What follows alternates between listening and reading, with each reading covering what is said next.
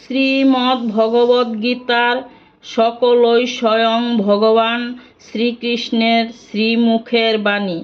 কুরুক্ষেত্রের মহাযুদ্ধে আত্মীয় পরিজনকে উপস্থিত দেখিয়া যুদ্ধে অনিচ্ছুক অর্জুনকে ভগবান শ্রীকৃষ্ণ যে সকল উপদেশ দান করিয়াছিলেন তাহাই গীতারূপে প্রকাশ। ব্যাসদেবের কৃপায় সঞ্জয় দিব্যদৃষ্টি লাভ করিয়া হস্তিনায় ধৃতরাষ্ট্রের নিকটে বসিয়াই সেই সকল কথা বলিয়াছিলেন, তাহারই সারমর্ম এখানে দেওয়াইয়া হইল। প্রথম অধ্যায়। অর্জুন বিষাদযুগ। কুরুক্ষেত্রের যুদ্ধস্থলে অর্জুন আত্মীয় সকলকে যুদ্ধ নিমিত্ত উপস্থিত দেখিয়া ধনুর্বাণ ত্যাগ করিয়া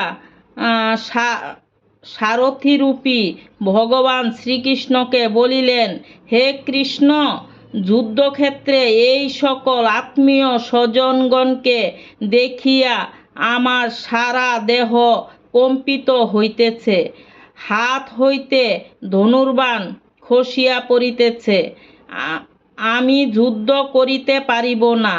এভাবে যুদ্ধ জয়ে কি লাভ? কুলক্ষয় মহাপাপ। অতএব তোমার নিকট আমার মিনতি, আমাকে এই পাপ কাজে প্রবৃত্তি করিও না।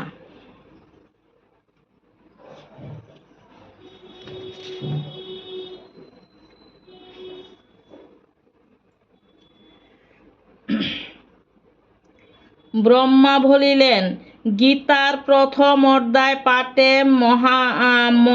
মনুষ্যের মন পবিত্র হয়, দ্বিতীয় অধ্যায় পাঠে বুদ্ধি নির্মল হয়, তৃতীয় অধ্যায় পাঠে পাপ দূর হয়, চতুর্থ অধ্যায় পাঠে ব্রহ্মহত্যা ও স্ত্রী হত্যা পাপ তৎক্ষণাৎ দূর হয়, পঞ্চম অধ্যায় পাঠে চৌর্যজনিত পাপ নাশ হয়, ষষ্ঠ অধ্যায় পাঠে দুর্ভাগ্য বিনাশ হইয়া সৌভাগ্যের উদয় হয়, সপ্তম অধ্যায় পাঠে বুদ্ধি নির্মল হয়, অষ্টম অধ্যায় পাঠে অখাদ্য ভক্ষণজনিত পাপ দূর হয়, নবম অধ্যায় পাঠে পৃথিবী দানের ফল হয়, দশম অধ্যায় পাঠে যাবতীয় পাপ দূর হইয়া শ্রেষ্ঠ জ্ঞান জন্মে, একাদশ অধ্যায় পাঠে ব্রহ্মজ্ঞান লাভ করিয়া মুক্তি হয়, দ্বাদশ অধ্যায় পাঠে শ্রী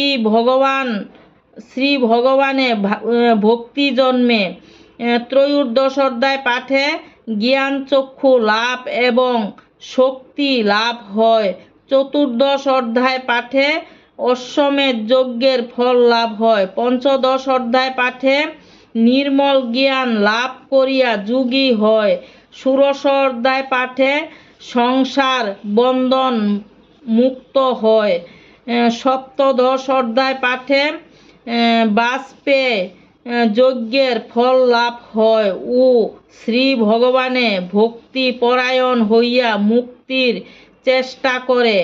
ভাগ্যবান মনুষ্য ভক্তি সহকারে অষ্টাদশ অধ্যায় পাঠে জ্ঞান অগ্নিতে তাহার সমূহ পাপ নষ্ট হয় এবং ভগবৎ কৃপা লাভ করিয়া থাকে।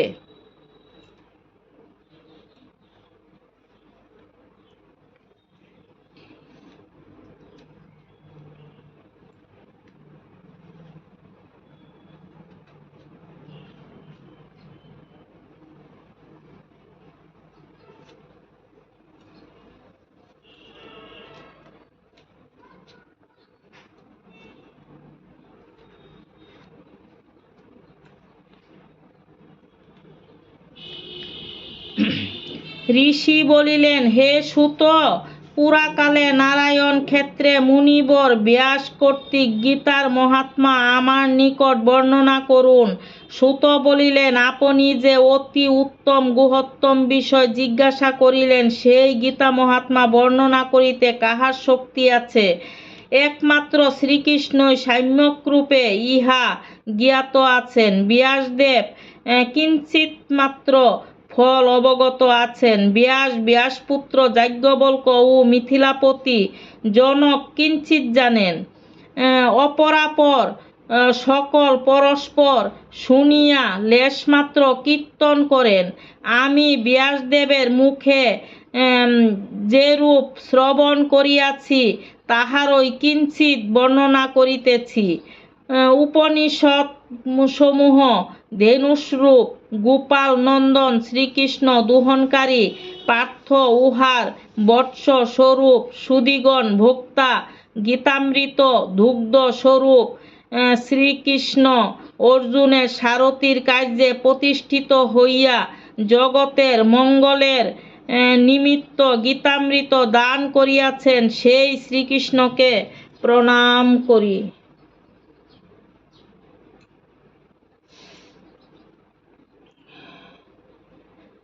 ঘোর সংসার সাগর হইতে যে ব্যক্তি উত্তীর্ণ হইতে ইচ্ছা করেন তিনি গীতারূপ তরণীর সাহায্য সুখে পারাপার হইতে সমর্থ হন। জয় গোবিন্দ, জয় গোবিন্দ, জয় গোবিন্দ।